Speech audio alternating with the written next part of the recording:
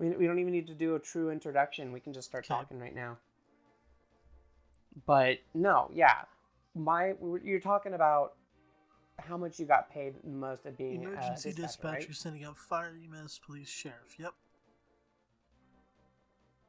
Yeah, see, the most I think I got paid, and what I'm not gonna say like the biggest check I got. That's not. That's probably still gonna be KFC for specific reasons, and I'll say those in a minute. But when I got the most, I had the highest dollar per hour pay working at GameStop. I had the second most working at Target, which was a super funny experience, and I made the least working at But you were KFC. like the manager who ran the entire It- goddamn store. but I was a shift supervisor there. Yes, I was pretty much running the place. God, that's Uh, crazy. I gave location. Bleep that out Yeah, in well. later editing. But um, so what would happen was at KFC they put me at minimum wage, even at a shift supervisor position. My boss had this mentality of if you want more money, work more hours. Nope, I was working not 60 how it hours a week works. at KFC. I was 60 hours a week. I was working 20 hours overtime weekly. Did they pay you at actual KFC. overtime? Yes, they paid me my overtime. My district manager wasn't happy about it, but my manager and my assistant manager didn't give a shit. They shit. got Yeah, they got what tough they wanted. shit. They got their time off. Like it even got to the point where while at KFC, like me and a bunch of my friends who also worked at KFC went to go take a specific day off. Well, they all canceled on the plans, but I was still gonna go do it. But May canceled the plans for all of us, made us all work, but then they went back up to her and said, hey, we're gonna do something else on that day. And so she gave them the day off and I still had to work. That's bull. Yeah. There's a lot of bullshit that I went through working at KFC. But I'm gonna skip all of the true BS, just like financial parts. So now we're gonna go to Target. I start working there. Not even more than like after 3 months of me working there, I got a raise. I got a 40-cent raise. And as the manager brought me into the office to let me know that I got that raise, I start laughing. And he starts apologizing, saying that that's the most that they're able to do right now. And they apologize that they had the ability to give me more, they actually would. And I had to stop him like, no, I'm not upset because it's a small raise. I'm laughing because I worked at KFC for 7 years and never got a single raise. My raise was minimum wage going up. Out of the 7 years I put there, 3 years as a shift supervisor, the fact that they called me back up and wanted, after I had moved, and they called me back up like, hey, the manager retired, the assistant manager left, there's a new manager at the store that was there, we want to hire you back as an assistant manager. I laughed. The assistant manager, who was my previous assistant manager, was actually the one who gave me the call to do this offer.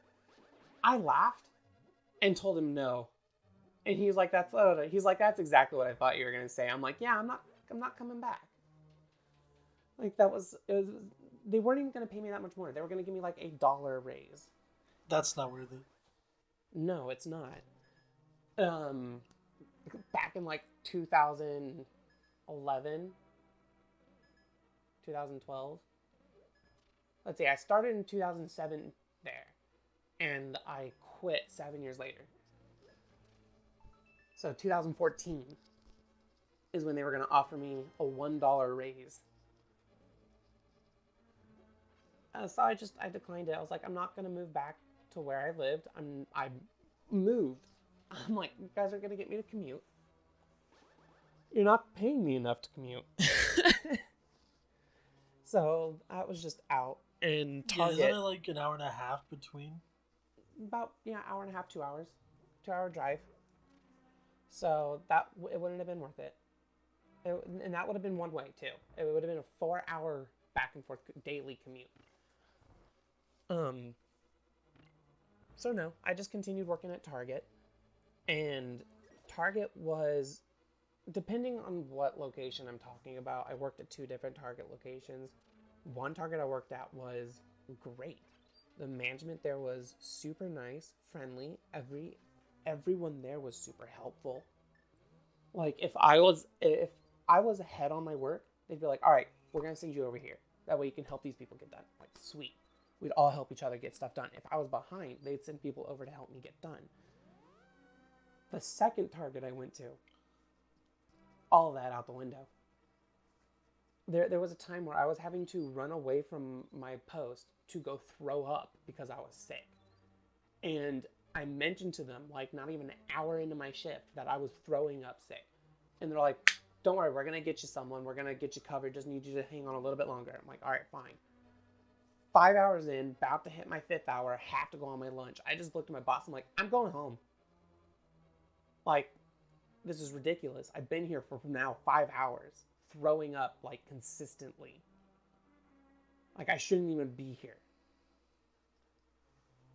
And they got mad at me for going home. You know, I found out later. Actually, I found out right before going to this target that apparently the target I was willingly transferring to was the target they send employees when they want to fire them but can't. Yeah, And I think you willingly just mentioned walked into that. this place. Yeah, I just willingly walked into this place. Do you think you can go back to the other target and get your job back if you wanted? I probably could. I could probably show up there right now for seasonal, and if there are any of the same managers that are there that were previously there, I'd be like, "Hey, can I come back?" They Have you probably thought about it? uh, and during the coronavirus? No. Oh, sorry. During the Backstreet Boys reunion tour. Just take the audio clip and put it over coronavirus. Shit. It's staying in. But no, because of everything going on, I'm terrified to work in the public right now. Oh, trust me, I don't have my job right now. I'm a professional chef, for audience. I was overnight cook and lost my job due to the Backstreet Boys concert going on right now. Sorry, didn't mean to take over. Oh, your it's spot. fine. I lost my job over. I lost my GameStop job over the coronavirus. I mean, they did call me back and saying, "Hey, Backstreet Boys. yeah, Backstreet Boys." But they called me back and were like, "Hey, it's time to come back. You know, it was expected that you were only going to be able to be gone for so long." And they also followed it up with, "But we'd understand if you aren't comfortable coming back." And at first I was like, "Yeah, I'll come back as long as we're making sure we're taking the right precautions and not going to put ourselves in a situation where I'm going to put myself and my household at risk." And he's like, "Yeah, sure, just go ahead, call the manager, get yourself on the schedule again." I'm like, "All right, cool." I called the manager literally right after that phone call is done to start talking to him. And I come to find out that my specific store and the store closest to where I live, because I was a 45-minute drive to an hour to get to this GameStop, we're closing. They were going to close in a month. And that even though I would come back, at the end of that month, they were either going to lay me off and give me compensation or something, whatever it was again, or they were going to transfer me to another store, not of my choosing. So I was like, I was like, I probably want to change his name too to something else or bleep it out, but I was like, "So what would be the best plan? What should I do?" And he said, "It's all my decision," but he would completely understand not wanting to come back, because even at most, if I was to come back, I would have not gotten that many hours, because the store hours had changed and had become shorter. One person can work one full shift there from open to close.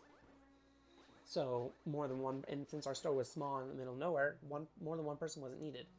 3 of us ran that store for 2 months, 3 months. Like, so the whole Backstreet Boys reunion tour just sucks. I wish people would wear masks, sanitize properly, stay home. Wash your friggin' hands. You know, wash your disgusting fucking mitts. Wipe down your phone every once in a goddamn while. That's a big thing. Don't stick. Just because you wash your hands, if you didn't wipe down your phone with like a Clorox wipe or something, it's still there. Exactly. You're putting. I was getting out of the car one time, and I decided to leave my phone in the car. And the person who was with me was like, "Aren't you grabbing your phone?" I'm like, "I'll be back for it." Because after I touched stuff, we didn't have hand sanitizer, so I did not want to touch my phone after. I went out to like McDonald's, so handing the employee my card, grabbing it back, we didn't have hand sanitizer. I'm like, okay, mask stays on my face. Like, I'm not removing my mask. I'm not going to touch my face. My hand's going to touch the steering wheel, and that's like the door handle, and that's it. And as soon as we got home, I touched the lock. I shut the door. I went inside, washed my hands, grabbed hand sanitizer, came back out into the car, and wiped everything down. And then I grabbed my stuff. No, this is a virus that a concert people need to take seriously. They're back and they're ready to destroy the goddamn world. There are teachers who are showing the concept to children with like this black light type powder that you can only see in black light. And they'll put it on their hands before class. And by the end of class, they have the students going around with this black light, and it's just everywhere. People don't understand, or they don't try care to minimize how serious all of this can be. And I have a lot of choice words for people who diminish the threat of how bad this is, but I'm not gonna say it. Just the most I'm going to say is wash your hands, wear a mask, and don't be stupid. This might sound mean. The best I can say is it's only natural selection. See, this is what scares me is prior to all of this happening, I would make jokes saying that natural selection, something needs to happen, natural selection needs to happen, just the idiots need to be cold. But then this starts happening, and I'm just like, no. Because unfortunately, like even if you say it's natural selection, it's going to get everyone. Quote unquote, there are still people. It's going to get people who are trying their hardest to not get this. There are people who are like they still have to go to work through all of this to survive. Because I'm I'm attempting, driving delivery essentially, and I'm still like. I have gloves. I have a trash bag specifically for those gloves so I can handle everything separately, still wearing masks. And it's just, there's always the chance, no matter how cautious you are, to get it. So it doesn't even come, because unfortunately, it's not just natural selection, because idiots can infect the people who are trying their hardest to not get it. It's just a fact of idiots need to not, exactly what I said when it came to Phil DeFranco's. Don't be stupid, and I'm not serious when it comes to that natural Wash your hands. Part. Everybody's, doing their part. If it happens, it happens. But I'm sad for the people that did go. Now, if you are going to giant parties that you're labeling as a corona party, and none of you are wearing masks, you're sharing beer bongs, you're sharing pipes and whatever from smoking, you're idiots. You're dumb. You shouldn't be doing that. Why put yourself in harm's way than to just put your family and friends in harm's way? With my take mother it seriously. Already, all these lung issues, I don't want to go out as much as I have to. I mean, she's on oxygen already. I don't need her getting something else. Yeah, I live with my mother currently. And with her being over 60, she's asthmatic. Like, she has asthma issues. And then my sister, who also lives here, she's always getting sick already as it is. So everything that's going on is just dangerous. And I've been terrified to leave. Because last thing again, anxiety and depression, I'm sitting here terrified that I'm going to go out, I'm going to get what's going on, and I'm going to infect my family, and because I already don't like how our healthcare system is here in the States, like, I don't, I'm afraid I won't be able to do anything about it. But it looks like we're going to have to continue talking about stuff like this on the next episode.